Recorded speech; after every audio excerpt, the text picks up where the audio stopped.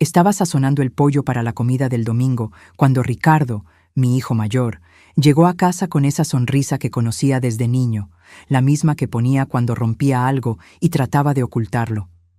A los 35 años, todavía vivía conmigo, temporalmente, desde hace 3 años, desde que se separó de su primera esposa, ocupando el cuarto que era de Miguel, mi hijo menor que vive en otra ciudad desde hace 5 años.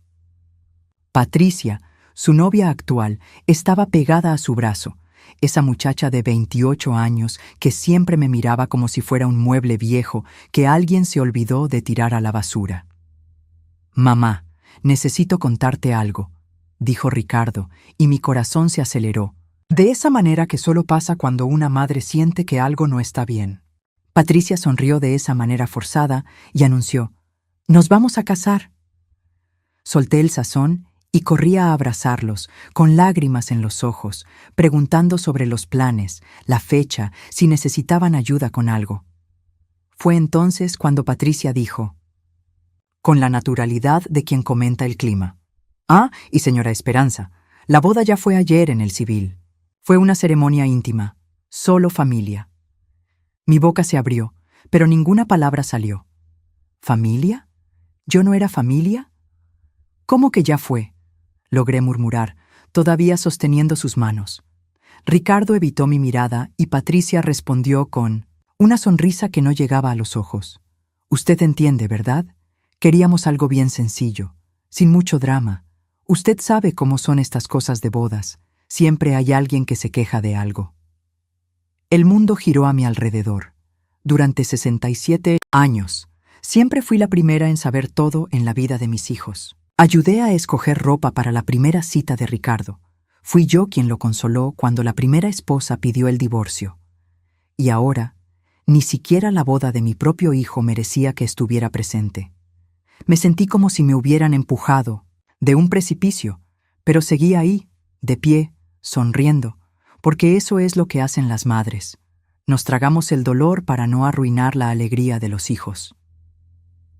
«Mami, no te pongas triste», dijo Ricardo finalmente mirándome. «Queríamos contarte en persona por eso. Sabes que eres importante para nosotros». «¿Importante? Si fuera importante, habría estado ahí». «Claro», respondí, la voz saliendo más débil de lo normal. «Lo importante es que están felices». Pero, por dentro, algo comenzó a quebrarse. Esa noche, sentada en mi cuarto, miré la foto de José en la mesa de noche y susurré: «Mi amor, creo que nuestros hijos se olvidaron de quién soy». La casa estaba silenciosa. Solo el sonido de la televisión que venía de la sala donde Ricardo y Patricia veían alguna película como si nada hubiera pasado. Tomé la Biblia que siempre estaba en la mesa de noche y la abrí en una página cualquiera. Mis ojos cayeron en las palabras: «Honra a tu padre y a tu madre». Cerré el libro despacio, sintiendo una mezcla de tristeza y algo que no podía nombrar. «Dios», murmuré, «ayúdame a entender lo que el Señor me está tratando de enseñar con esto». Pero lo que ellos no sabían era que todo estaba a punto de cambiar. Las 3 semanas que siguieron fueron como vivir en una casa de espejos donde yo era la única que no podía verme reflejada. Ricardo y Patricia comenzaron a actuar como dueños del lugar de una manera que nunca había notado antes. Cambiaban la programación de la televisión sin preguntar, decidían qué habría para cenar, reorganizaban la sala para que quedara más moderna. Cuando traté de opinar sobre poner cojines nuevos en el sofá que José y yo compramos hace 15 años con tanto cariño, Patricia dijo: «Ay, estas cosas viejas no van con nuestro estilo, ¿verdad, amor?». Ricardo solo asintió, con la cabeza, sin siquiera mirarme. Fue cuando me acordé de cuántas veces durante estos 3 años me tragué comentarios así sin cuestionar. Carmen, mi vecina y amiga desde hace 20 años, notó mi tristeza durante nuestra caminata matutina de siempre. «Esperanza, estás diferente desde el domingo de la boda. ¿Qué pasó?». Le conté todo, sobre no haber sido invitada, sobre cómo me sentía invisible. Carmen paró de caminar y me agarró del brazo. Escucha bien lo que te voy a decir. Criaste 2 hijos sola después de que José se fue. Trabajaste como una mula para darles estudio y dignidad. No mereces que te traten así. Fue un jueves, 3 semanas después de la boda, que todo cambió definitivamente.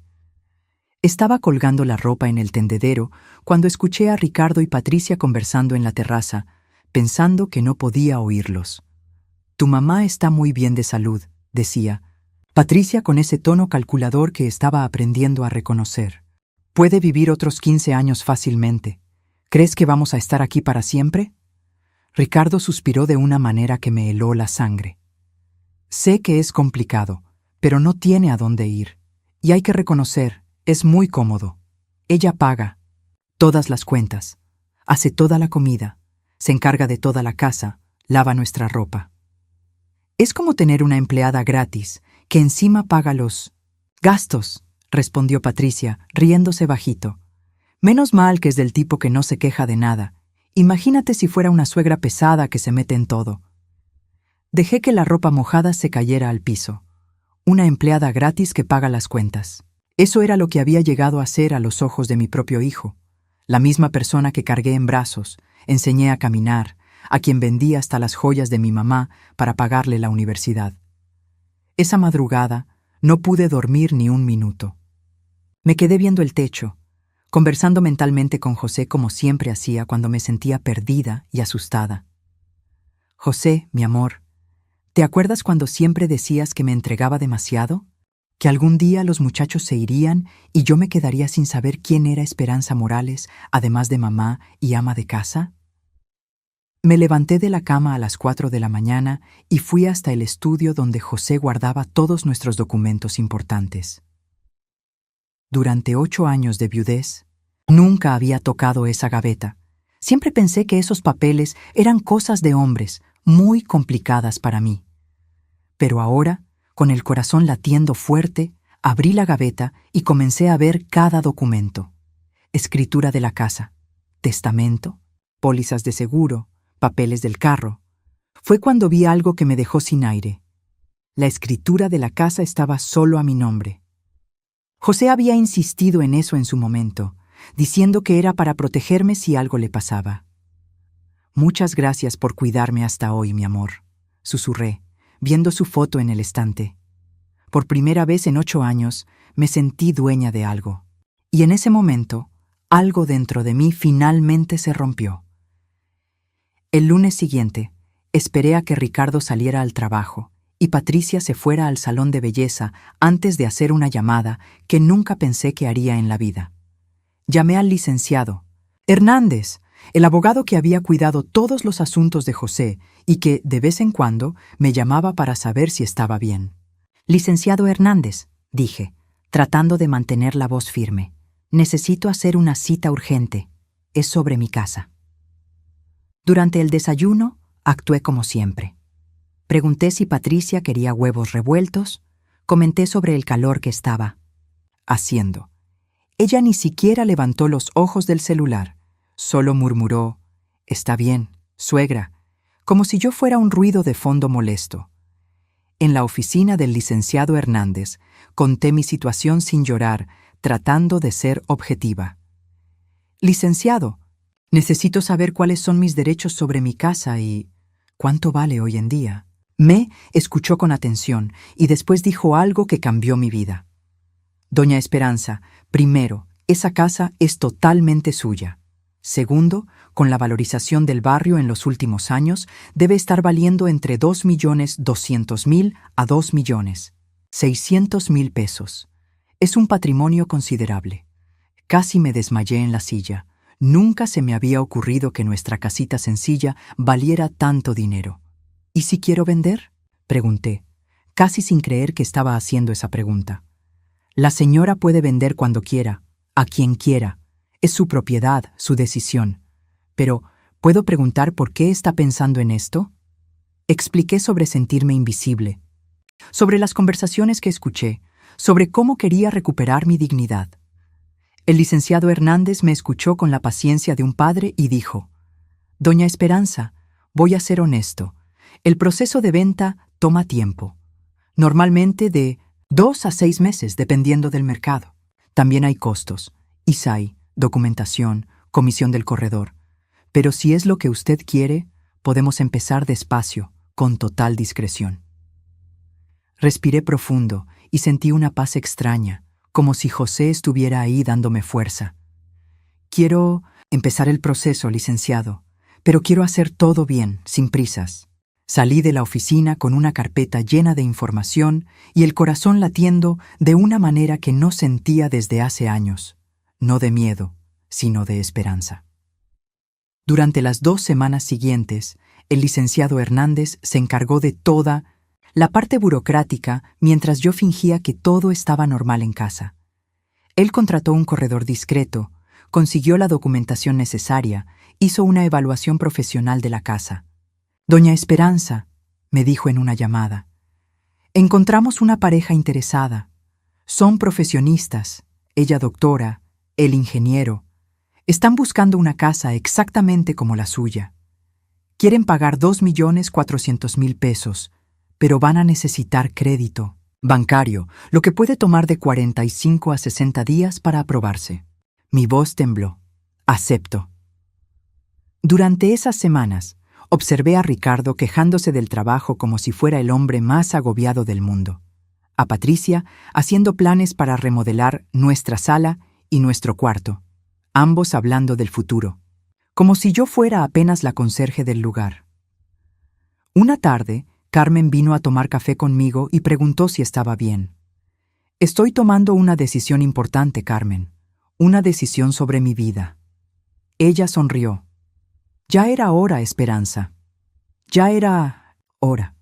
Y cuando llegaron a casa ese viernes, había una pequeña placa discreta en el portón. «Vendida». La pequeña placa blanca con «vendida» estaba discreta en el portón cuando Ricardo regresó del trabajo ese viernes. Escuché el ruido de la llave en la cerradura. Después, pasos normales hasta la cocina donde estaba preparando la cena como siempre. «Hola, mami», dijo distraído, sacando agua del refrigerador. Fue solo cuando salió a guardar el carro que vio la placa. Su grito resonó por toda la calle. «¡Mami!». «¿Qué es esto?». Patricia salió corriendo de la casa, todavía en chanclas. Seguí moviendo los frijoles en la estufa y respondí con calma. «Es una placa de venta, Ricardo. Vendí la casa». El silencio que siguió fue tan profundo que se podían oír los pajaritos en el árbol del patio. Ricardo entró tambaleándose a la cocina, como si hubiera recibido un golpe. «¿Vendiste? ¿A quién? ¿Por qué? ¿Cuándo?». Su voz sonaba infantil, asustada. «A una pareja joven que va a amar esta casa como yo la amé, porque quise, y el proceso empezó hace 3 semanas». Patricia apareció en la puerta de la cocina, blanca como papel. «¿Cómo que vendió? No puede hacer eso. Esta casa también». «Es nuestra. Vivimos aquí». Apagué la estufa, me volteé y miré a los dos con una calma que yo misma no sabía que tenía. «Patricia, esta casa nunca fue de ustedes. Está registrada solo a mi nombre desde que José y yo la compramos. Ustedes vivían aquí por mi buena voluntad». Ricardo se sentó en la silla de la cocina como si las piernas no lo sostuvieran. «Mami, no puedes hacernos esto. ¿Y nuestro futuro? ¿Nuestros planes?». «¿Qué planes, Ricardo?», pregunté, sirviendo la cena como si fuera un jueves cualquiera. «Ustedes planearon la boda sin incluirme. Planearon su futuro sin consultarme. Planearon hasta convertir mi cuarto en oficina. Planearon usarme como empleada gratis que encima paga las cuentas». Su cara se descompuso. Patricia trató de argumentar. «Pero podemos platicar sobre esto, doña Esperanza. Podemos resolver todo». «Esto no hay nada que resolver», respondí, poniendo los platos en la mesa. «Los compradores se hacen cargo de la casa en 60 días. Ustedes tienen ese tiempo para encontrar un lugar donde vivir, y yo también». La transformación en la cara de Patricia fue instantánea, de indignación a pánico puro. Finalmente entendió que perdió la casa de sus sueños y el hijo que le pagaba su vida fácil al mismo tiempo. En los 60 días que siguieron, la casa se transformó en una montaña rusa emocional. Patricia pasó por todas las etapas: negación, coraje, negociación, depresión. Ricardo oscilaba entre súplicas desesperadas e intentos confusos de entender qué había pasado. «Mami, ¿dónde vas a vivir?», preguntó en una de esas conversaciones. «Compré un departamento pequeño. Con el dinero de la venta voy a poder vivir bien hasta el final de mi vida sin depender de nadie». Una semana antes de entregar las llaves, Patricia hizo las maletas y se fue sin despedirse. Dijo que sin la casa, sin que tú te encargaras de todo, no puede construir una vida conmigo, contó Ricardo con los ojos rojos. «¿Y tú qué opinas de eso?», pregunté. «Opino que tenía razón en una cosa», admitió. «Realmente me acostumbré a vivir de tu generosidad. Me acomodé. Me volví un hombre que no puede ni freír un huevo sin pedir ayuda». Sonreí. La primera sonrisa genuina que le había dado en meses. «Nunca es tarde para aprender, mijo». El día de la mudanza, Ricardo cargó mis cajas al camión con lágrimas en los ojos. «Mami, ¿me puedes perdonar algún día?». «Ya te perdoné, Ricardo, pero perdonar no significa volver a lo que era antes». Me miró una última vez y se fue. Nunca más volvió. 8 meses después, estoy sentada en la terraza de mi departamento nuevo. Pequeño, acogedor, escogido con cariño después de visitar 15 opciones diferentes. Está en un edificio de solo 4 pisos, con vecinos de mi edad que se saludan en el elevador y se preocupan unos por otros. Con el dinero de la venta, después de comprar este departamento y pagar todas las deudas, todavía tengo una reserva que me da seguridad para vivir dignamente el resto de mi vida. Compré muebles nuevos, pequeños y prácticos. Tengo plantas en la terraza, violetas que florecen todo el mes, un helecho que crece exuberante en el baño, albahaca y hierbabuena en una pequeña huerta que me da condimentos frescos. Cuidarlas me trae una alegría diferente. No es cuidar a alguien que me olvida, es cuidar algo que crece conmigo, a mi tiempo, con mi atención. Carmen me viene a visitar toda la semana, siempre comentando cómo estoy más yo misma. «Te ves 10 años más joven, Esperanza», dice. Y es verdad, me siento más viva de lo que me sentí en los últimos 5 años. Ricardo me llama todos los domingos a las 9 de la mañana. Es un compromiso que hizo consigo mismo después, de que logró rentar un departamento pequeño cerca del trabajo y aprender a vivir solo. «Hola, mami, ¿cómo estuvo tu semana?», pregunta, y esta vez es una pregunta genuina. No solo educación. Me cuenta sobre las dificultades de aprender a cocinar. Quemó 3 sartenes hasta ahora. Sobre la muchacha nueva del trabajo que lo invitó a tomar un café, todavía no se atreve a aceptar. Sobre cómo está yendo a una iglesia cerca de casa los domingos. «Estoy tratando de ser un mejor hombre, mami», me dijo en la última llamada. «Un hombre del que puedas estar orgullosa». «Siempre estuve orgullosa de ti, Ricardo», respondí. «Pero ahora también estoy orgullosa de mí». Miguel, mi hijo menor, vino a visitarme el mes pasado. Cuando supo de la venta de la casa, se quedó pasmado. «Mami, ¿por qué no me contaste nada?». «Porque era una decisión mía, hijo. Y tú tienes tu vida construida allá». Se quedó 3 días aquí, conoció mi departamento, elogió mi independencia. «Creo que hiciste lo correcto, mami. Ricardo necesitaba aprender a caminar con sus propias piernas». Esta mañana, mientras regaba mis plantas y preparaba mi desayuno, me acordé de una oración que mi mamá siempre hacía. «Señor, dame fuerza para cambiar lo que puedo cambiar, aceptación para lo que no puedo cambiar y sabiduría para distinguir una cosa de la otra». A los 67 años, finalmente entendí el significado de esas palabras. Miro la foto de José, que ahora está en un portarretrato sencillo en el estante de la sala, y susurro: «Lo logré, mi amor. Finalmente logré encontrarme de nuevo». De vez en cuando, Ricardo me invita a comer a un restaurante. Platicamos sobre trabajo, sobre la vida, sobre sus planes de tal vez hacer una maestría. Él paga la cuenta, me acompaña hasta el elevador de mi edificio y se despide con un abrazo apretado. «Te amo, mami», dice siempre. Yo también te amo, respondo, pero ahora también me amo a mí. La diferencia es sutil, pero lo es todo. Patricia nunca más dio señales de vida, y eso me deja en paz. Algunos hijos necesitan perderse para encontrarse. Algunas madres necesitan desaparecer para ser vistas. A veces, el mayor nuevo comienzo es el silencio que una escoge mantener. Las 3 semanas entre firmar los papeles de venta y que Ricardo descubriera la placa fueron las más extrañas de mi vida. Era como actuar en una obra de teatro donde yo era la única que conocía el final. Cada mañana me levantaba, preparaba el desayuno, limpiaba la casa, hacía la comida, todo mientras sabía que en 60 días nada de eso sería mío. Era una sensación liberadora y aterrorizante al mismo tiempo. Durante esos días comencé a ver mi casa con otros ojos. Cada rincón tenía una historia, cada marca en la pared un recuerdo. La mancha de café en la mesa del comedor donde José derramó su taza la mañana que le dieron la noticia de su ascenso en la fábrica. El pequeño hoyo en la pared de la sala donde Ricardo, a los 8 años, lanzó una pelota que se nos perdió y nunca encontramos.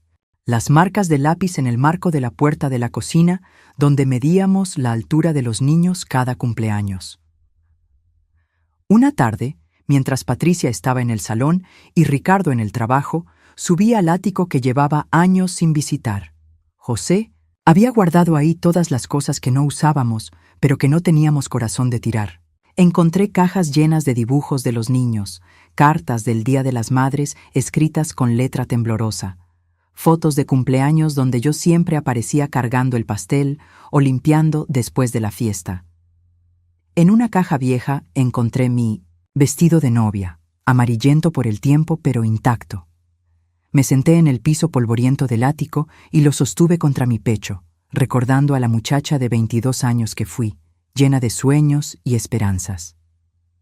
José y yo nos habíamos conocido, en el mercado donde yo trabajaba vendiendo flores. Él era mecánico, tenía las manos siempre manchadas de grasa, pero los ojos más bondadosos que había visto en mi vida. «Te voy a dar una casa propia», me había prometido la noche que me pidió matrimonio. «Nunca vas a tener que depender de nadie más que de mí». Y cumplió. Trabajamos juntos, ahorramos cada peso, compramos esta casa cuando los niños eran pequeños. José trabajaba doble turno en el taller, yo cosía ropa para las vecinas hasta altas horas de la madrugada. Todo para que nuestros hijos tuvieran lo que nosotros no tuvimos. En otra caja encontré las boletas de calificaciones de Ricardo y Miguel. Ricardo siempre fue buen estudiante, pero costoso. Cada año necesitaba libros nuevos, uniformes, útiles escolares que parecían costar más y más. Recuerdo claramente el día que llegó a casa con una carta de la universidad privada donde quería estudiar administración. La colegiatura era el triple de lo que ganaba José en un mes. «No se preocupen», nos dijo con esa sonrisa confiada que tenía desde niño. «Voy a conseguir una beca». Pero la beca nunca llegó. Y nosotros, como los padres tontos que éramos, vendimos el carro de José para pagar el primer semestre. «Es una inversión en su futuro», me decía José cuando yo me preocupaba por los gastos. «Algún día nos lo va a agradecer». Después vendimos las joyas de mi mamá para el segundo semestre. Luego pedimos un préstamo usando la casa como garantía para el tercero. José comenzó a trabajar los fines de semana en otro taller para poder pagar las mensualidades del préstamo. Lo veía llegar a casa cada noche, más cansado, más encorvado, pero nunca se quejó. «Es por los muchachos», me decía, besándome la frente antes de caer rendido en la cama. Miguel era diferente, más tranquilo, menos ambicioso. Estudió en la universidad pública, consiguió un trabajo modesto en una oficina gubernamental y se mudó a Guadalajara cuando se casó con Elena, una maestra de primaria. Elena siempre me trató con respeto. Me llamaba cada semana para preguntar cómo estaba, me mandaba fotos de sus hijos. Ellos construyeron su vida despacio, sin pedirme dinero, sin hacerme sentir que les debía algo. Pero Ricardo se acostumbró a que mamá resolviera todo. Después de graduarse, en lugar de buscar trabajo inmediatamente, se quedó en casa mientras conseguía algo bueno. Ese mientras duró 8 meses. Cuando finalmente encontró trabajo en el banco, siguió viviendo conmigo para ahorrar. Ese para ahorrar duró 3 años más, hasta que se casó con Sandra, su primera esposa. Sandra era una muchacha sencilla, de familia trabajadora. Cuando se casó con Ricardo, yo pensé que por fin mi hijo se había asentado. Les ayudé con el enganche del departamento porque era más barato que pagar renta. Les compré los muebles de la sala porque estaban en 1900 en promoción y era una lástima desperdiciar la oportunidad. Les pagué la luna de miel porque era mi regalo de bodas. Durante los 5 años que duró ese matrimonio, yo fui la abuela que nunca tuvieron, la suegra que resolvía todos los problemas. Cuando Sandra se embarazó, yo fui quien le preparó el cuarto del bebé. Cuando perdió el embarazo en el 5.º mes, yo fui quien la consoló mientras Ricardo trabajaba. Cuando tuvieron problemas económicos, yo fui quien les prestó dinero que nunca me devolvieron. El divorcio fue devastador para Ricardo. Sandra se había enamorado de un compañero de trabajo y pidió la separación. Ricardo llegó a casa hecho en pedazos, con 2 maletas y el corazón roto. «Es temporal, mami», me dijo. «Solo hasta que me recupere». Eso fue hace 3 años. Durante este tiempo, he visto a mi hijo convertirse en un hombre cómodo, acomodado a una vida donde mamá cocina, limpia, lava, plancha y paga las cuentas. Cuando conoció a Patricia hace 1 año y medio, pensé que las cosas cambiarían. Pero Patricia resultó ser peor que la comodidad. Era calculadora, fría, interesada. Desde el primer día que puso un pie en mi casa, Patricia comenzó a marcar territorio. Cambió las toallas del baño porque estas están muy viejas. Movió los muebles de la sala porque quedaba mejor así. Tiró mis plantas de la ventana de la cocina porque daban muy mal aspecto. Y Ricardo, mi hijo que alguna vez me defendía de todo, ahora solo sonreía y decía: «Ella tiene razón, mami». Una noche, hace 6 meses, escuché a Patricia hablando por teléfono con una amiga en la terraza. «Claro que es cómodo», decía. «Imagínate, casa gratis, comida gratis, empleada doméstica gratis, la viejita hasta lava mi ropa íntima. Ricardo dice que cuando ella se muera, la casa va a ser nuestra. Mientras tanto, vivimos como reyes sin pagar nada». Esas palabras se me clavaron en el pecho como espinas. Cuando ella se muera. Como si yo fuera un estorbo temporal, un obstáculo entre ella y su herencia. Esa noche lloré por primera vez en años, sollozos silenciosos para no despertar a José en el cielo con mi dolor. Al día siguiente, durante el desayuno, Patricia comentó casualmente: «Doña Esperanza, ¿no ha pensado en hacer testamento? Es importante tener las cosas claras, ¿no?». Ricardo casi se atraganta con el café. «Patricia, por favor», murmuró. Pero yo vi la calculadora detrás de sus ojos, evaluando mis posesiones como si fuera un inventario. «Ya tengo testamento». Mentí. José se encargó de todo eso. Patricia sonrió, pero vi la frustración cruzar por su cara. Después de ese día, comenzó a tratarme diferente. Más distante, más fría, como si hubiera perdido interés en fingir que me quería. Las conversaciones entre ellos cambiaron también. Ya no se molestaban en bajar la voz cuando hablaban de mí. Escuché a Ricardo decir: «Está muy saludable para su edad. Puede vivir otros 20 años fácilmente». Y la respuesta de Patricia: «20 años aquí con ella. No sé si pueda soportar tanto tiempo fingiendo que me cae bien». Fue entonces cuando comencé a sentirme realmente invisible. No era solo que no me vieran, era que deseaban activamente que no estuviera ahí. Cada mañana, cuando bajaba a preparar el desayuno, sentía sus miradas de fastidio. Cada vez que hablaba, veía cómo se miraban entre ellos con paciencia forzada. Cada vez que sugería algo, Patricia tenía una mejor idea, y Ricardo siempre estaba de acuerdo con ella. El punto de quiebre llegó la semana antes de su boda secreta. Estaba en el Zienpos mercado comprando verduras cuando me encontré con Dolores, la mamá de Sandra, la exesposa de Ricardo. Dolores siempre me había tratado bien, incluso después del divorcio. «¿Cómo está, comadre?», me preguntó con cariño genuino. «¿Y, Ricardo? Escuché que se va a casar». Mi cara debe haber mostrado mi confusión porque Dolores continuó. «¿No sabía? Sandra me contó que la novia estuvo preguntando por los papeles del divorcio la semana pasada. Dijo que necesitaba todo listo para la boda del viernes». El viernes. Faltaban 3 días. Mi hijo se iba a casar en 3 días y yo me acababa de enterar por la mamá de su exesposa en el mercado. Llegué a casa con las verduras y actué como siempre, pero por dentro algo se desmoronó definitivamente. Esa noche, después de que ellos se fueron a dormir, bajé a la sala y saqué todas las fotos familiares, una por una. Las fui viendo bajo la luz de la lámpara. Ricardo en brazos de José cuando tenía 6 meses. Ricardo dando sus primeros pasos en esta misma sala.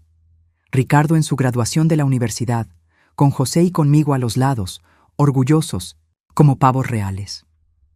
En todas las fotos importantes ahí estaba yo, sosteniendo, cargando, aplaudiendo, limpiando después de la celebración, siempre presente, siempre disponible, siempre dando.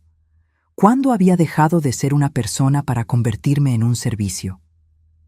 Al día siguiente, viernes, mientras ellos estaban en su boda secreta, yo estuve en la iglesia de San Antonio, donde José y yo nos habíamos casado 45 años antes.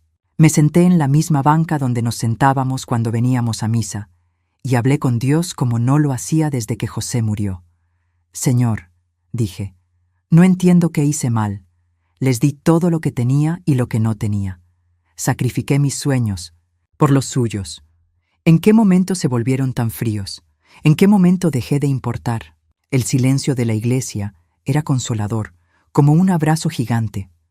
«Ayúdame a entender qué debo hacer, muéstrame el camino».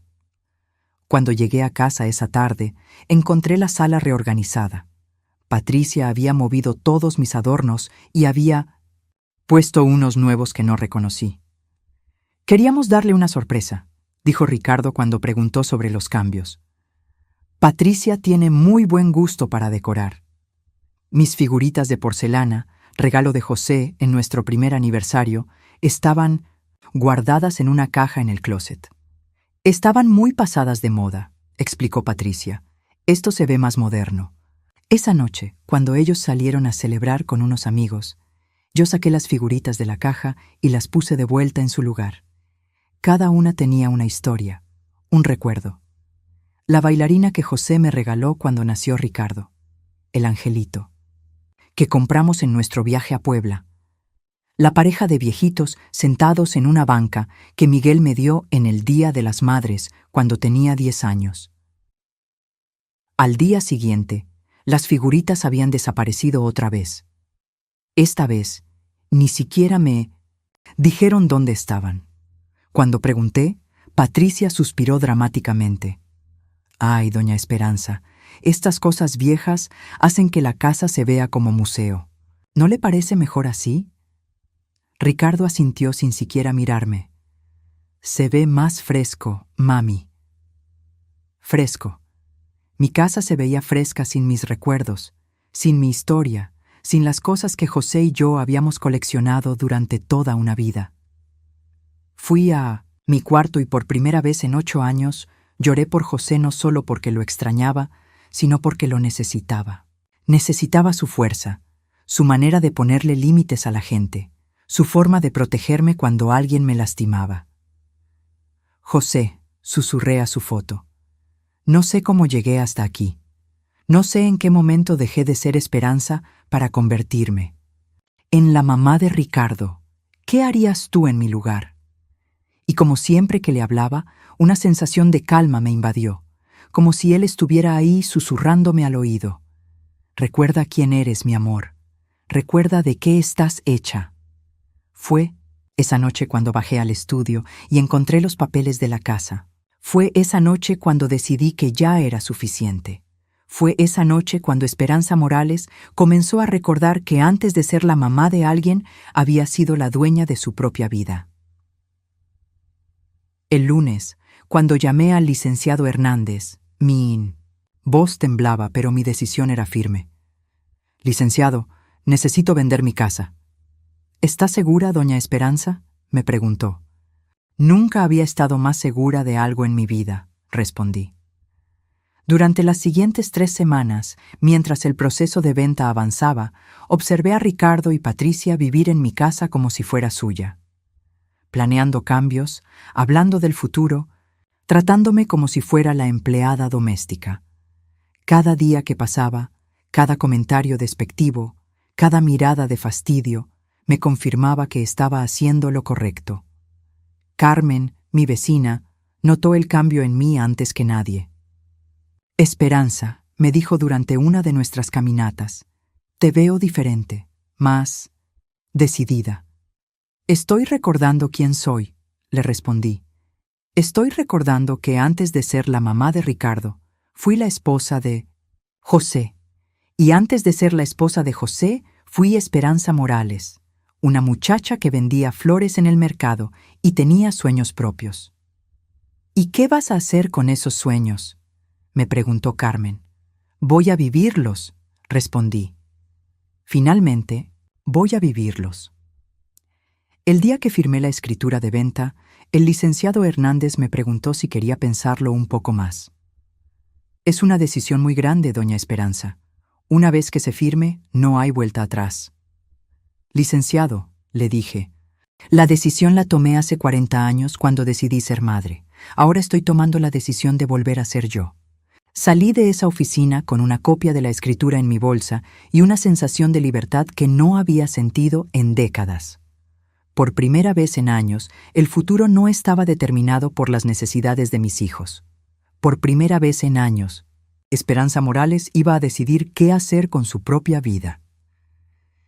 Esa tarde, mientras preparaba la cena como siempre, sonreí para mis adentros. En 3 días más, Ricardo descubriría la placa. En 3 días más, su mundo de comodidad se derrumbaría. En 3 días más, finalmente entendería que mamá no era una empleada doméstica gratuita que además pagaba las cuentas. En 3 días más, Esperanza Morales dejaría de ser invisible. Los 3 días después de que Ricardo descubriera la placa fueron como estar en el centro de un huracán.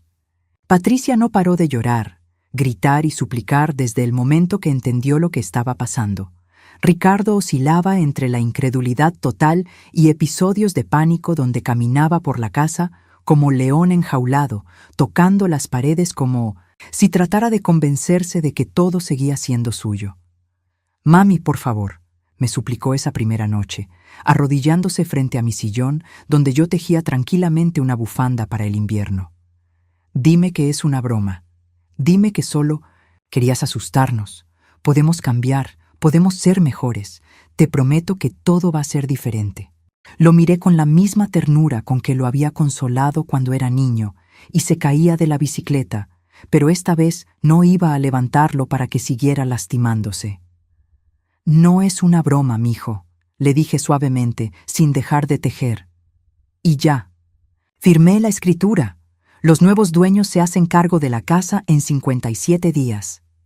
Patricia, que había estado escuchando desde la puerta, soltó un grito que pareció salir de lo más profundo de su alma. «No puede hacer esto. Vamos a demandarla. Tiene que haber una ley que proteja a los hijos». Le expliqué con paciencia infinita que la casa estaba registrada solo a mi nombre, que no había ninguna ley que los protegiera porque nunca habían tenido derechos sobre la propiedad, y que yo, como dueña única, tenía todo el derecho de vender cuando quisiera y a quien quisiera. «Pero, ¿dónde vamos a vivir?», gimoteó Patricia. «Van a tener que encontrar un lugar», respondí, contando los puntos de mi tejido.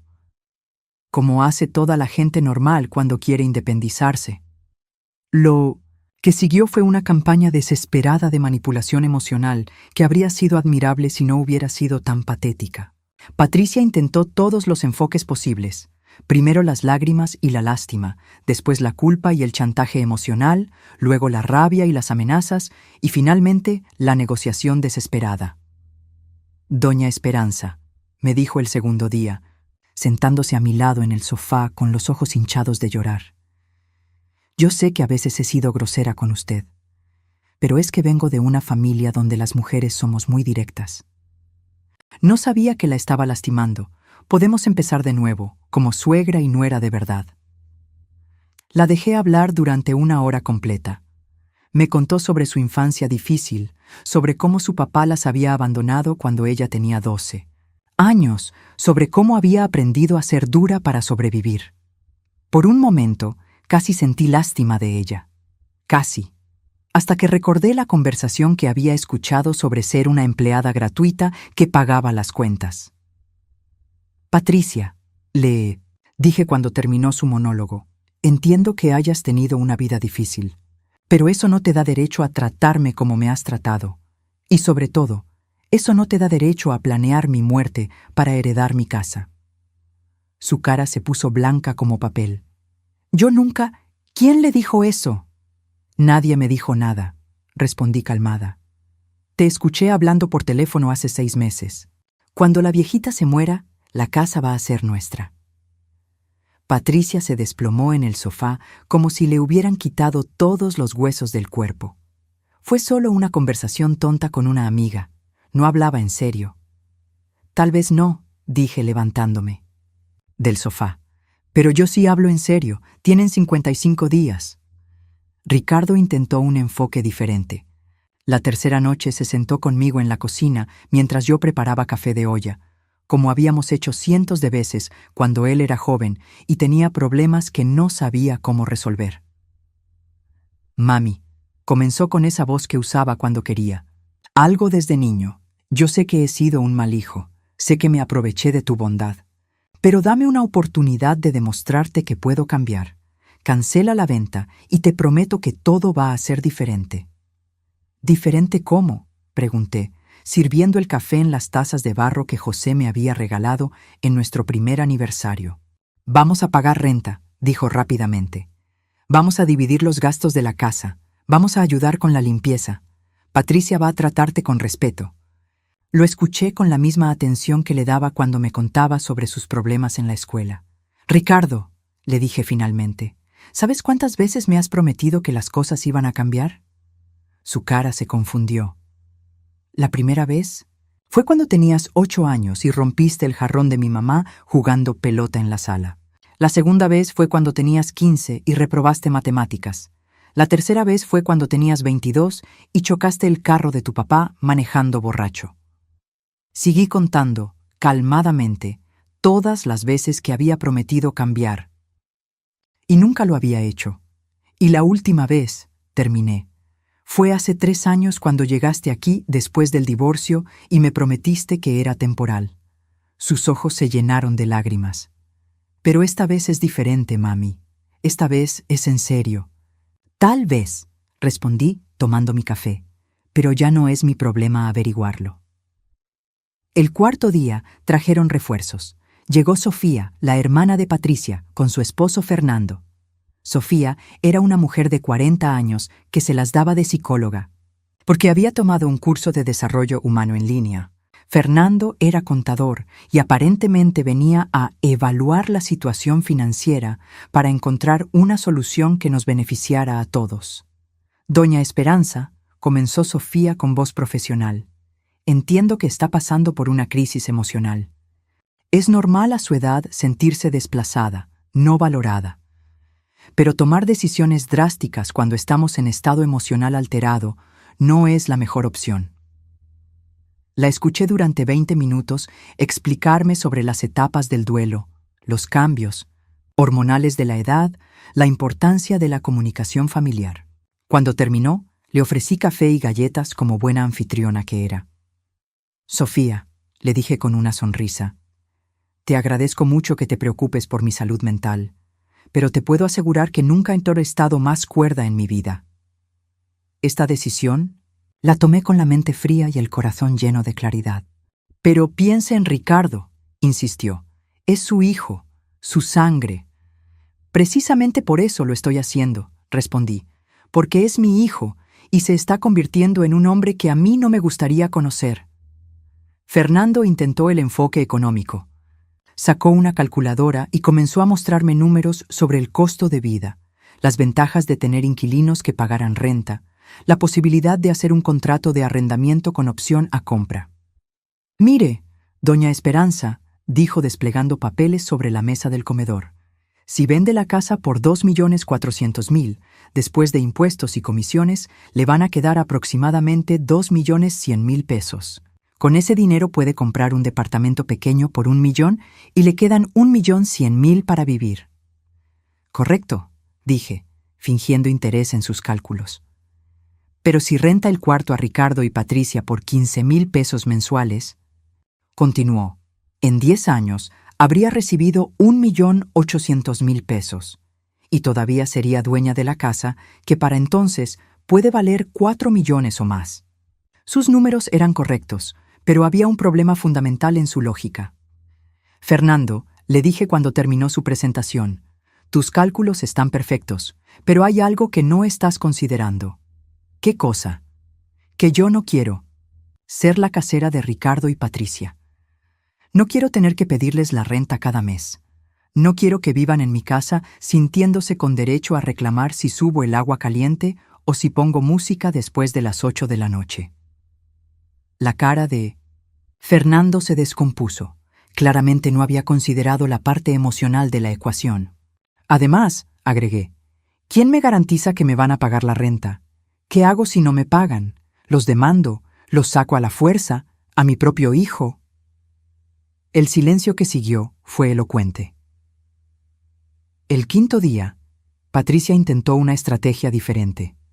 Llegó a casa con un ramo de flores, las primeras flores que me regalaba en año y medio de conocerme, y una actitud completamente cambiada. «Suegrita linda», me dijo con una sonrisa que parecía sincera. «He estado reflexionando mucho sobre todo esto. Y tiene razón, he sido una nuera terrible. Pero mire, le traje esto». Sacó de su bolsa un cuaderno rosado con corazoncitos. «Es un plan de actividades que hice para nosotras. Podemos ir juntas al mercado los martes, ver telenovelas en las tardes, cocinar juntas los fines de semana.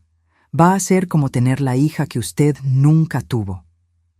Leí el cuaderno página por página. Estaba meticulosamente planeado. Horarios para limpiar juntas, días para ir de compras, tardes de pedicure en casa, noches de películas románticas. Era el cronograma de una amistad forzada diseñada por alguien que claramente no tenía idea de lo que significaba una relación genuina entre mujeres. «Patricia», le dije cerrando el cuaderno, «esto es muy bonito, pero hay un problema». «¿Cuál?», preguntó ansiosa. «Que todo esto lo pudiste haber hecho durante el año y medio que llevas viviendo aquí. ¿Por qué necesitas la amenaza de quedarte sin casa para tratarme bien?». Su sonrisa se desvaneció lentamente. Es que yo no sabía». «Sí sabías», la interrumpí suavemente. «Sabías exactamente lo que estabas haciendo, y ahora que te conviene, quieres fingir que somos amigas». El sexto día fue cuando trajeron a la artillería pesada.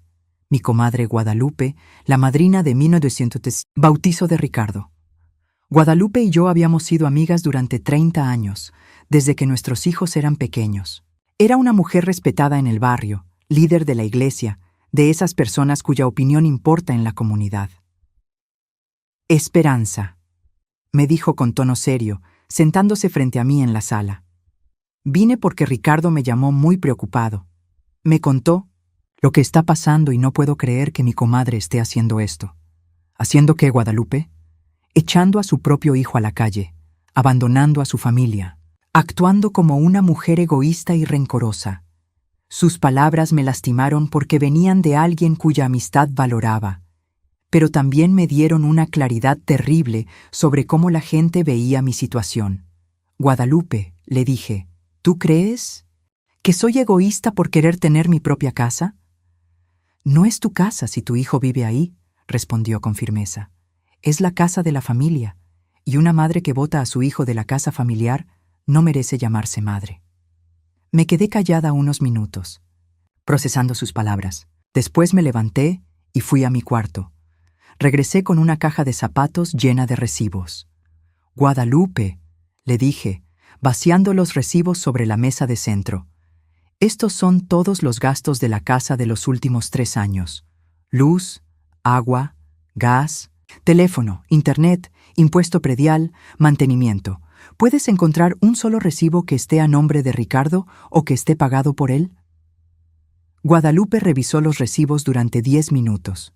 Su cara fue cambiando gradualmente conforme se daba cuenta de que todos, absolutamente todos, estaban a mi nombre y pagados con mi dinero. «Pero él te ayuda con otros gastos», dijo débilmente. «¿Con cuáles gastos?», pregunté. «Trae la despensa, paga las reparaciones». «Guadalupe, Ricardo no trae ni 1 kilo de tortillas a esta casa desde que llegó. No ha pagado una sola reparación. Cuando se descompuso la lavadora el año pasado, yo pagué el técnico y la refacción». Le mostré más recibos: el supermercado, la ferretería, la gasolinería, el veterinario para el gato que Patricia había traído y que después abandonó. Todo pagado por mí. «Y ahora dime», le dije cuando terminamos de revisar todo, «¿quién es la egoísta aquí? ¿La mujer de 67 años que ha pagado todos los gastos de 3 personas durante 3 años, o el hombre de 35 años que nunca ha aportado un peso a los gastos de la casa donde vive gratis?» Guadalupe se fue sin despedirse. 2 días después me encontré con su vecina en el mercado. «Comadre», me dijo, «Guadalupe anda contando por todo el barrio que usted le abrió los ojos. Dice que si su propio hijo le hiciera lo que Ricardo le hace a usted, también lo correría de la casa». El 7º día, Ricardo cambió de estrategia completamente. En lugar de suplicar o negociar, se puso agresivo. «Mami», me dijo durante la cena, con una voz que nunca le había escuchado, «te voy a preguntar una sola vez. ¿De verdad me vas a dejar sin casa? ¿Después de todo lo que he hecho por ti?» «¿Qué has hecho por mí, Ricardo?», pregunté con curiosidad genuina. «Te he acompañado todos estos años, no te he dejado sola. Hay hijos que abandonan a sus madres en cuanto se casan, pero yo me quedé aquí contigo». La lógica era tan retorcida que me quedé sin palabras unos segundos. «Ricardo», le dije finalmente, «tú no te quedaste aquí por mí, te quedaste aquí por ti, porque era cómodo, porque era gratis, porque no tenías que crecer». «No es cierto», gritó, perdiendo el control por primera vez. «Me quedé porque sabía que estabas sola, porque sabía que sin mí te ibas a deprimir». Patricia, que había estado callada, decidió sumarse. «Es verdad, Ricardo se ha sacrificado por usted todos estos años». Los miré a los dos, estos adultos gritándome en mi propia cocina, y sentí una calma extraña. «¿Saben qué?», les dije, levantándome de la mesa. «Tienen razón. Ricardo se ha sacrificado mucho por mí, y ahora es mi turno de sacrificarme por él». «¿Qué quieres decir?», preguntó Ricardo, confundido. «Quiero decir que me voy a sacrificar para que finalmente aprendas a ser un hombre independiente. Me voy a sacrificar para que aprendas el valor del dinero, el valor del trabajo, el valor de tener tu propia casa. Es el último regalo que te voy a dar, mijo, el regalo de la responsabilidad». Esa noche, mientras ellos hacían llamadas desesperadas buscando dónde vivir, yo me senté en mi cuarto y escribí una carta que nunca iba a mandar. Era para José, contándole todo lo que había pasado, explicándole mi decisión, pidiéndole que me entendiera desde donde estuviera.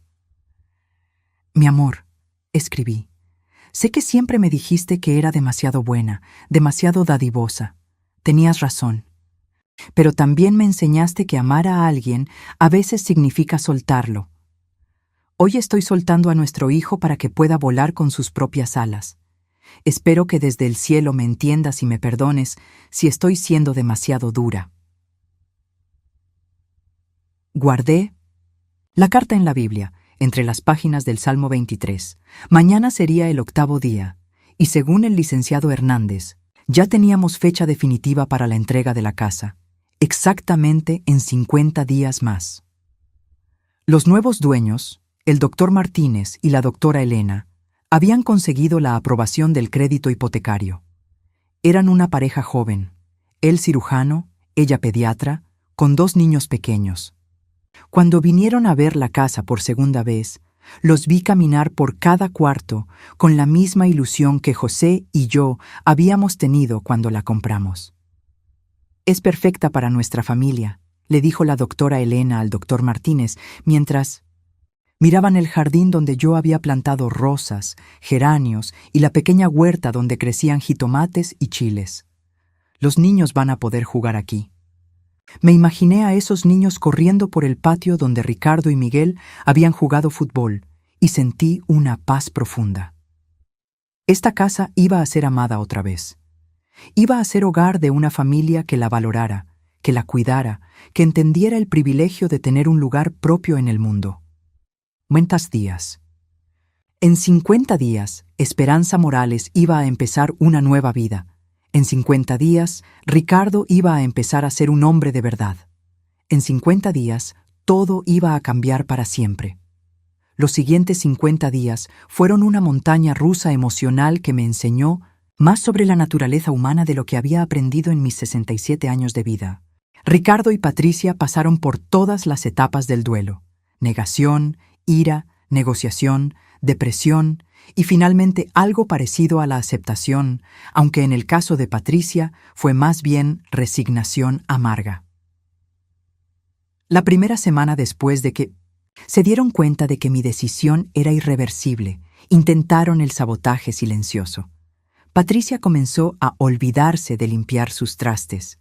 Dejaba ropa sucia tirada por toda la casa. Usaba todo el agua caliente para bañarse.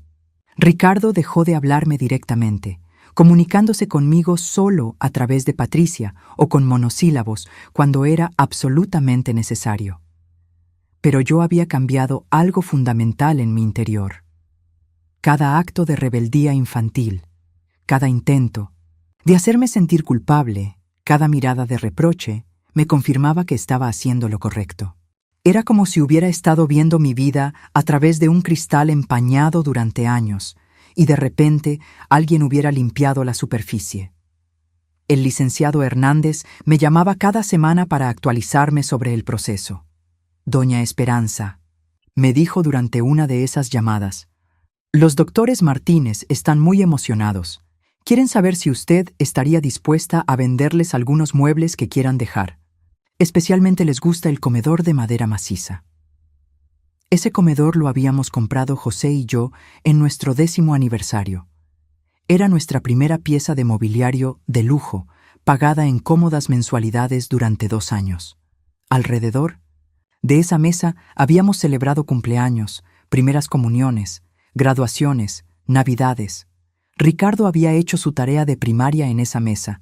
Miguel había aprendido a escribir trazando letras sobre su superficie pulida. «Dígales que sí», respondí sin dudar. «Que vengan a ver qué más les interesa».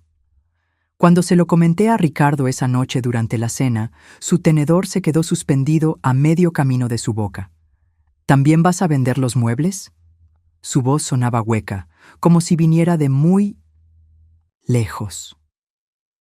«Los que no me quepan en el departamento», respondí con naturalidad. «No tiene sentido cargar con cosas que no voy a usar». Patricia se levantó bruscamente de la mesa. «No puedo más con esto», declaró dramáticamente. «Es como si estuviera viviendo con una extraña. La doña Esperanza que yo conocía nunca habría hecho algo así». «Tienes razón», le dije, sirviendo más frijoles en mi plato. «La doña Esperanza que tú conocías ya no existe. Esa mujer se murió el día que se dio cuenta de que su propio hijo la veía como una empleada doméstica gratuita». La segunda semana, Ricardo intentó una estrategia diferente. Comenzó a traer flores a casa, no para mí, sino para decorar la sala. Empezó a lavar los trastes sin que se lo pidieran, a barrer el patio, a regar las plantas. Era como ver a un niño de 5 años tratando de compensar una travesura muy grande siendo extra bueno. «Mira, mami», me dijo un martes por la mañana, señalando hacia el jardín que había limpiado completamente. Quité todas las hojas secas y podé los rosales. ¿No se ve mejor? Lo miré trabajar desde la ventana de la cocina, sudando bajo el sol de marzo, y por un momento sentí una punzada de ternura. Pero después recordé los 3 años anteriores, cuando el jardín se había ido deteriorando poco a poco porque no tenía tiempo para ayudarme con el mantenimiento. «Se ve muy bien, Ricardo», le dije cuando entró a beber agua. «Pero es un poco tarde, ¿no te parece?» Su cara se descompuso. «Nunca es tarde para cambiar, mami. Todavía podemos arreglar las cosas». «Sí», acordé. «Nunca es tarde para cambiar». Por eso decidí cambiar yo. La tercera semana llegó Miguel desde Guadalajara. Ricardo lo había llamado en estado de pánico, contándole una versión editada de los eventos donde él aparecía como víctima de una madre que había perdido la razón. Miguel llegó un viernes por la noche, cargando regalos para mí y una expresión de preocupación genuina en su cara. «Mami», me dijo después de cenar, cuando nos quedamos solos en la sala. «Ricardo me contó lo que está pasando. ¿Estás bien? ¿Necesitas que te vea un doctor?» Su preocupación era real, no calculada como la de Ricardo. Miguel siempre había sido el hijo que se preocupaba por los demás sin esperar nada a cambio. Le conté toda la historia, desde el matrimonio secreto hasta las conversaciones que había escuchado. Le mostré los recibos, le expliqué sobre los años de ser tratada como empleada doméstica. Miguel me escuchó sin interrumpir, sus ojos abriéndose cada vez más con cada detalle.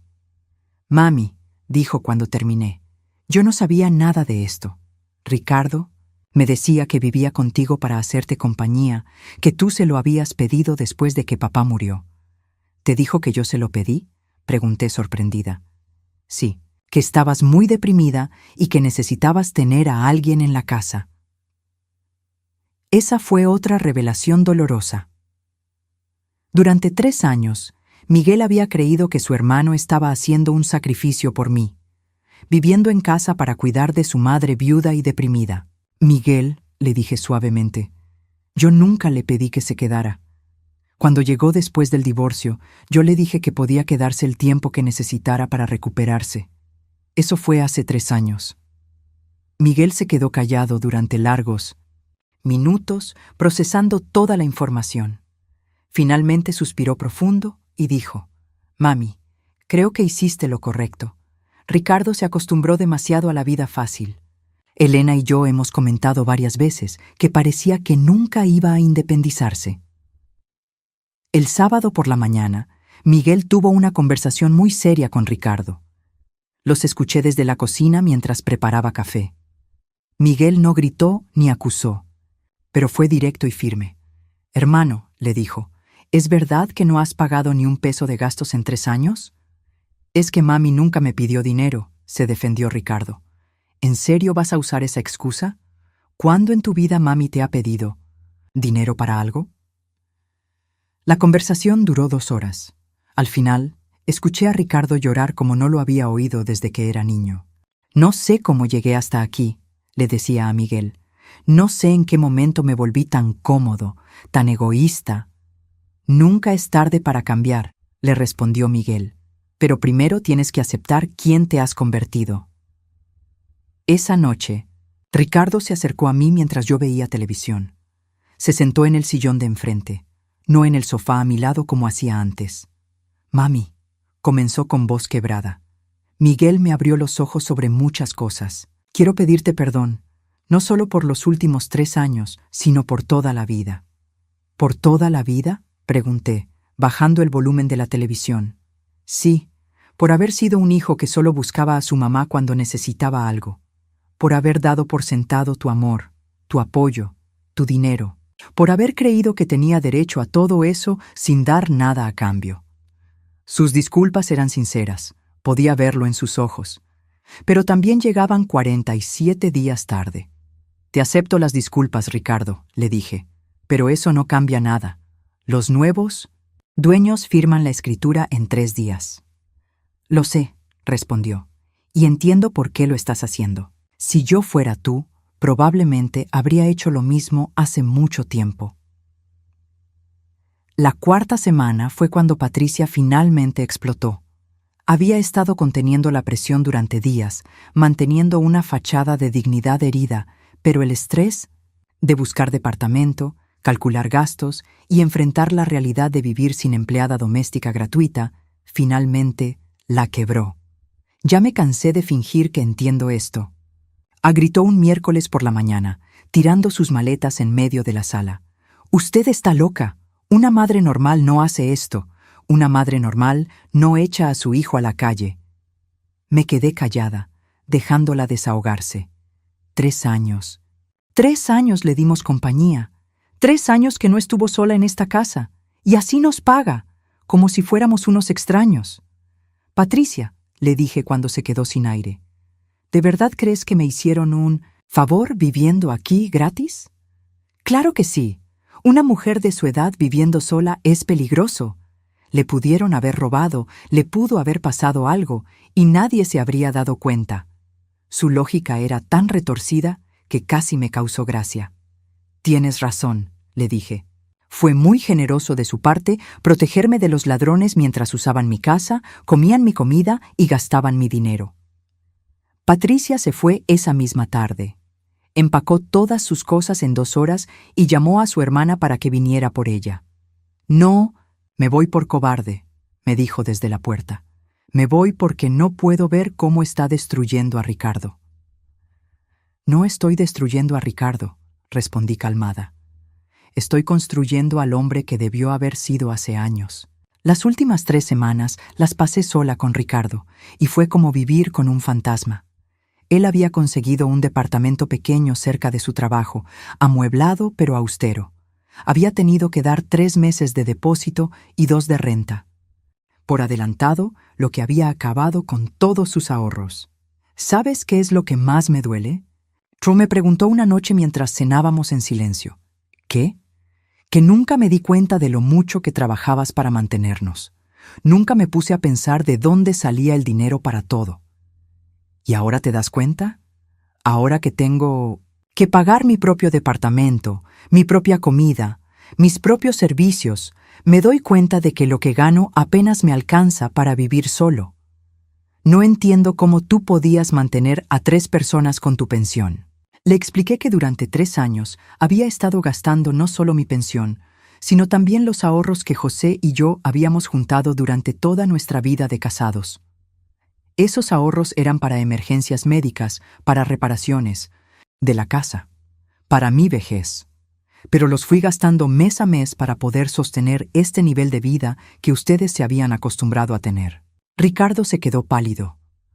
«Mami, yo no sabía». «Porque nunca preguntaste.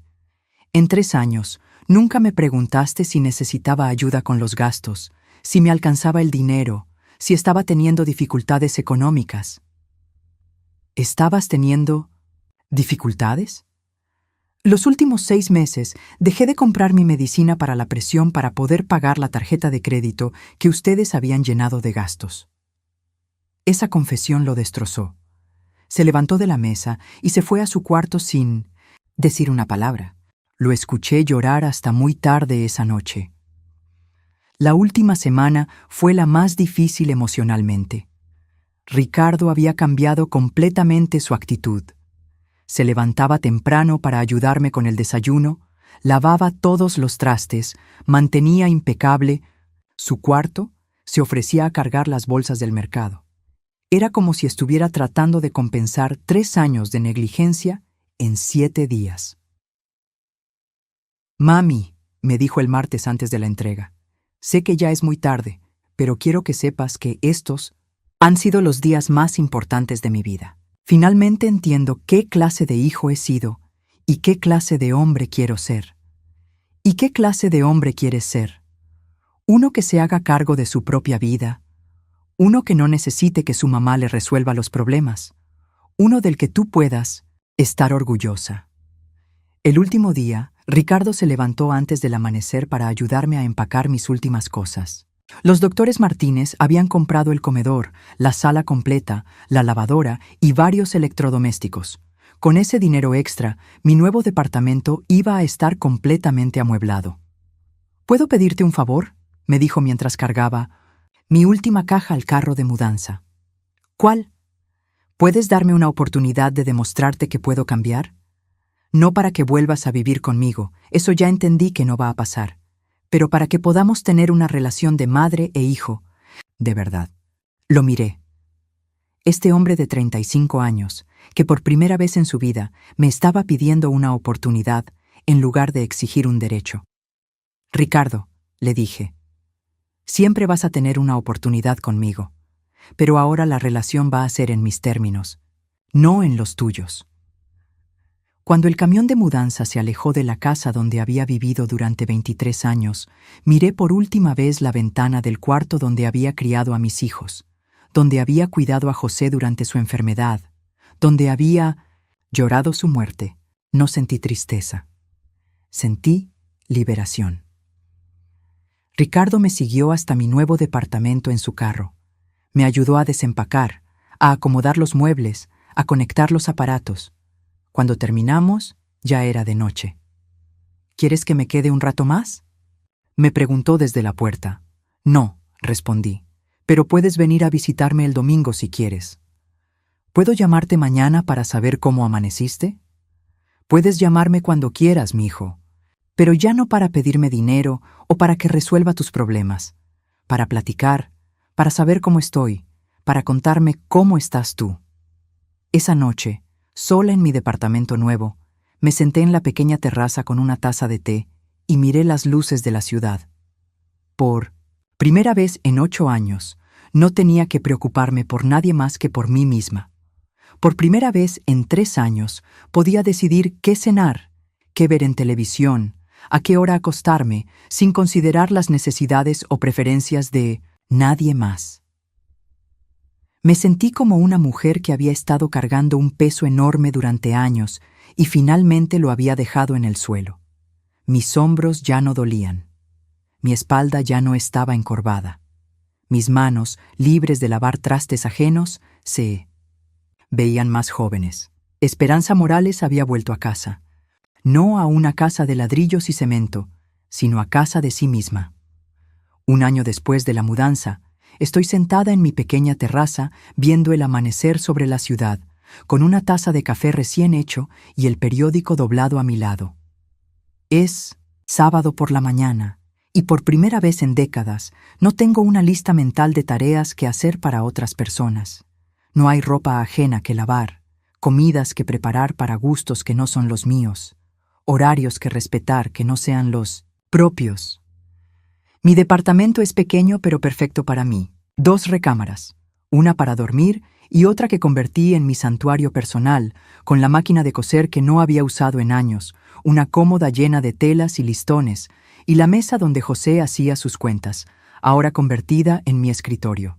Las paredes están decoradas con fotos que yo elegí. José y yo en nuestra luna de miel en Acapulco, mis padres en su aniversario de oro, Miguel con Elena y sus niños, y sí, también algunas fotos de Ricardo, pero solo las que me traen buenos recuerdos, no las que me recuerdan obligaciones. He desarrollado rutinas que son completamente mías. Me levanto cuando mi cuerpo me dice que descansó suficiente, no cuando alguien necesita el desayuno. Desayuno fruta fresca y pan tostado, no. Los huevos con chorizo que Ricardo prefería o las quesadillas que Patricia exigía. Leo el periódico completo, incluyendo las secciones que antes me saltaba porque tenía que correr a hacer otras cosas. Mis plantas han florecido como nunca.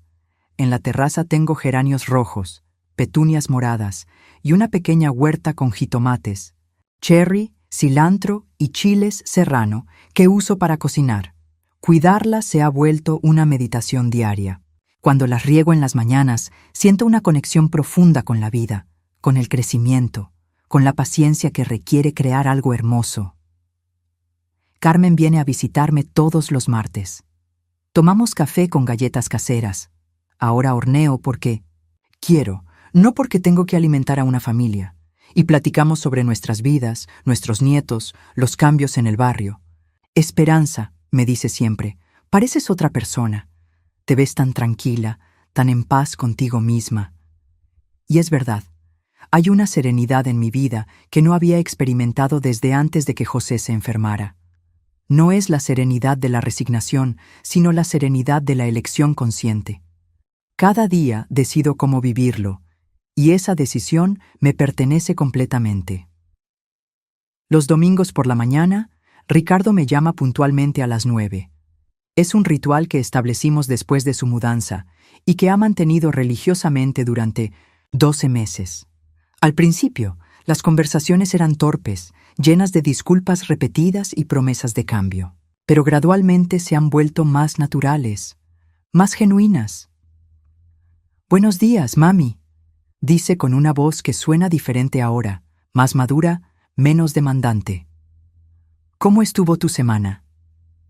Y por primera vez en años, es una pregunta real, no una formalidad antes de pedirme algo. En nuestras conversaciones, he visto crecer a un hombre que no conocía. Ricardo me cuenta sobre sus dificultades para administrar su dinero, sobre cómo tuvo que aprender a cocinar viendo videos en Internet, sobre la humildad que ha tenido que desarrollar para pedir ayuda a sus compañeros de trabajo cuando no entiende algo de la vida práctica. La semana pasada se me descompuso el boiler, me contó en una llamada reciente. Mi primer instinto fue llamarte para que vinieras a solucionarlo, pero después me di cuenta de que eso era exactamente lo que había estado haciendo mal toda mi vida. ¿Y qué hiciste? Busqué en Internet cómo funciona un boiler, llamé a 3 plomeros para comparar precios y contraté al que me pareció más honesto. Me costó 2 días de salario, pero lo resolví yo solo. Esas historias me llenan de un orgullo diferente al que sentía antes. Antes me enorgullecía cuando Ricardo me necesitaba, cuando dependía de mí para resolver sus problemas. Ahora me enorgullezco cuando me demuestra que puede vivir sin necesitarme, que se ha convertido en un adulto verdadero.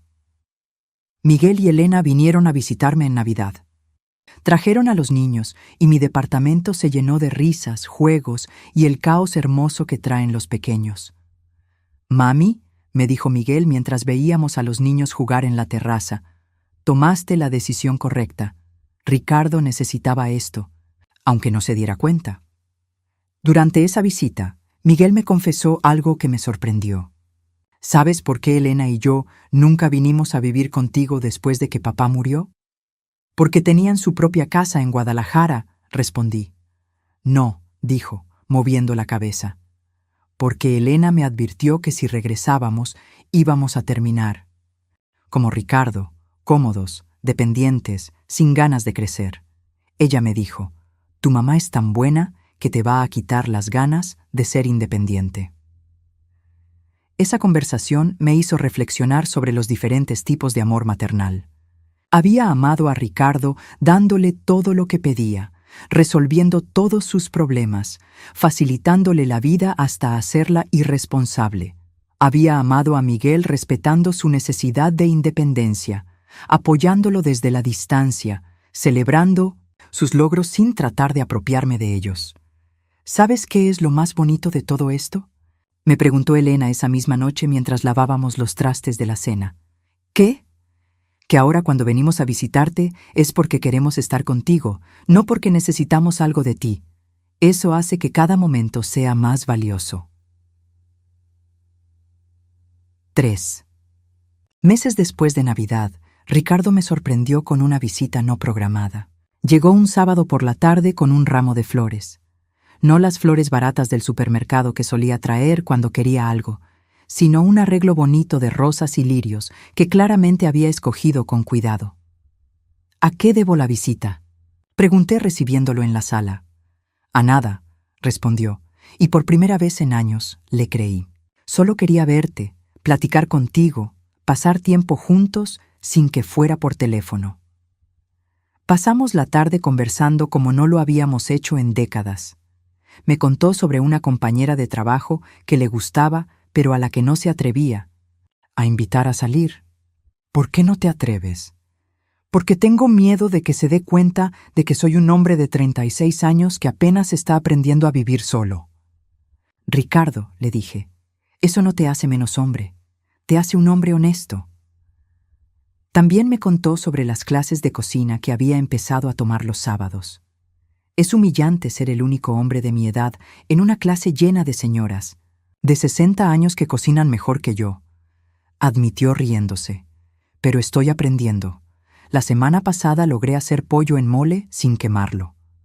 Esa tarde, mientras preparaba café para los dos, Ricardo se acercó a la cocina. «Mami», me dijo, «¿puedo ayudarte con algo?». Era una pregunta simple, pero venía de un lugar genuino, no del sentido de obligación o culpa. «Puedes poner las tazas en la mesa», le dije, y lo hizo sin esperar que yo le dijera exactamente dónde ponerlas o cómo acomodarlas. Cuando se fue, esa noche, me abrazó en la puerta de una manera diferente. No era el abrazo apurado de alguien que cumple con un protocolo familiar. Era el abrazo de un hijo que finalmente entiende el valor de su madre. «Te amo, mami», me dijo. «Y gracias». «¿Gracias por qué?» «Por amarme lo suficiente como para dejarme ir». Esas palabras se me quedaron grabadas durante días. Por amarme lo suficiente como para dejarme ir. Nunca había pensado en mi decisión de esa manera, pero era exactamente eso, un acto de amor. Radical, el amor que se atreve a ser incómodo cuando es necesario. En el aniversario de la venta de la casa, decidí hacer algo que había estado posponiendo. Fui a visitar la tumba de José, algo que no había hecho en meses, porque ya no sentía esa necesidad desesperada de ir a llorarle mis problemas. «Mi amor», le dije, sentada en el pasto frente a su lápida. «Creo que finalmente entendí lo que me querías decir cuando me decías que era demasiado buena. No es malo ser buena, pero sí es malo ser buena hasta el punto de hacerle daño a las personas que amas». Le conté sobre Ricardo, sobre cómo había crecido en este año, sobre las conversaciones que ahora teníamos. Está aprendiendo a ser el hombre que tú hubieras querido que fuera. También le hablé sobre mí, sobre cómo había redescubierto partes de mi personalidad que había enterrado bajo años de ser solamente la mamá de Ricardo. «¿Te acuerdas de que antes de casarnos yo quería estudiar enfermería?», le pregunté. «Bueno, me inscribí en clases de primeros auxilios en la Cruz Roja. No es enfermería, pero a los 68 años finalmente estoy estudiando algo que me gusta». El viento movió las hojas del árbol bajo el cual estaba enterrado José, y tuve la sensación de que me estaba diciendo que estaba orgulloso de mí. Hace 2 semanas, Ricardo me dio la noticia que había estado esperando sin darme cuenta de que la esperaba. «Mami», me dijo durante nuestra llamada dominical. Le pedí a Mónica que fuera mi novia. Mónica era la compañera de trabajo de la que me había hablado durante meses, una contadora divorciada con una hija adolescente. «¿Y qué te dijo?» «Que sí, pero que quería conocerte antes de formalizar la relación». Esa petición me llenó de una alegría inesperada, no porque necesitara la aprobación de una nuera potencial, sino porque significaba que Ricardo había aprendido a valorar mi opinión sin depender de ella. «¿Cuándo la voy a conocer?» «¿Te parece bien si vienen a almorzar el próximo domingo? Mónica va a cocinar. Dice que quiere impresionarte con sus tamales». La idea de que alguien quisiera impresionarme, en lugar de simplemente usar mis servicios, me resultó completamente nueva y maravillosa. Conocí a Mónica el domingo pasado, y fue como ver a Ricardo a través de los ojos de alguien que lo aprecia por quien es ahora, no por quien había sido.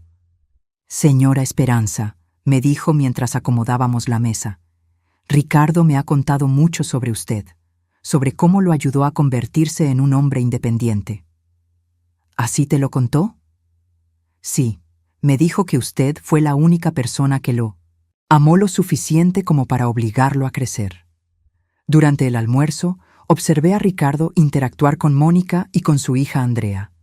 Era atento sin ser servil, cariñoso sin ser posesivo, presente sin ser abrumador. Era el hombre en el que había criado a Miguel naturalmente, pero que Ricardo había tenido que aprender a ser a los 36 años. ¿Sabe qué es lo que más me gusta de Ricardo?, me preguntó Mónica mientras tomábamos café después del almuerzo. ¿Qué? que no necesita que yo le resuelva la vida. Cuando me cuenta un problema, no es para que yo se lo solucione, sino para compartirlo conmigo. Eso es muy raro de encontrar en un hombre. Esa observación me hizo entender algo profundo sobre lo que había logrado.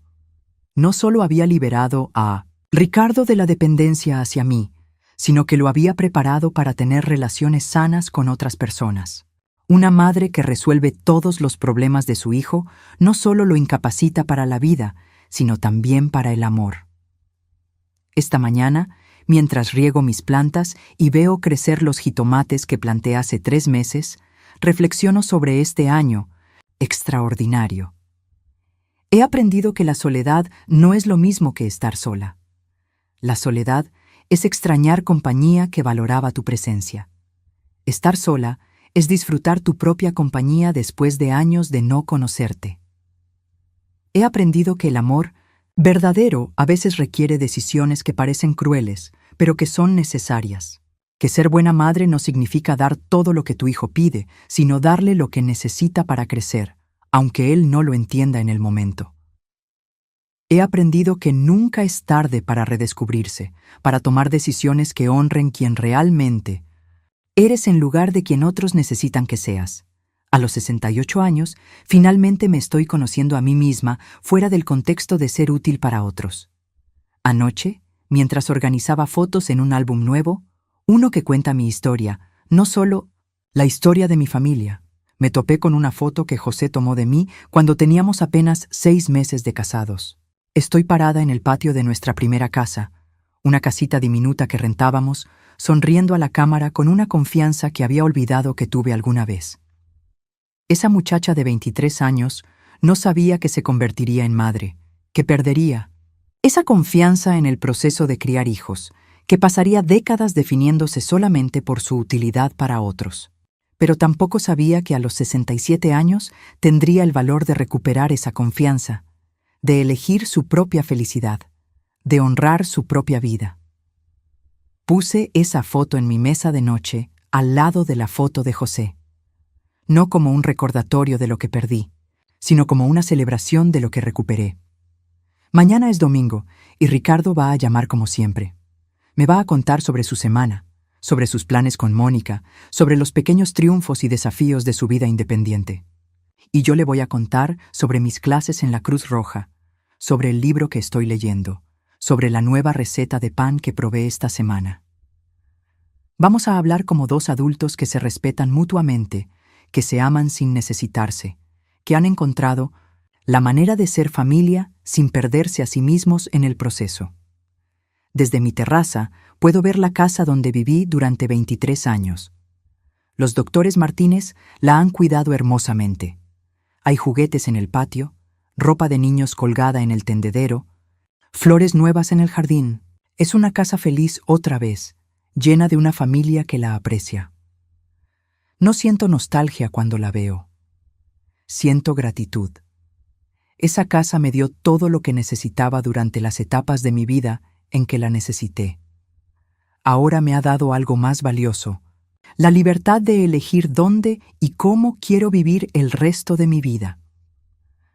El silencio que elegí mantener el día que vendí la casa no era el silencio de la derrota o del resentimiento. Era el silencio de la dignidad recuperada, de la sabiduría ganada, de la paz conquistada a través de decisiones difíciles pero correctas. A veces, el mayor recomezo es el silencio que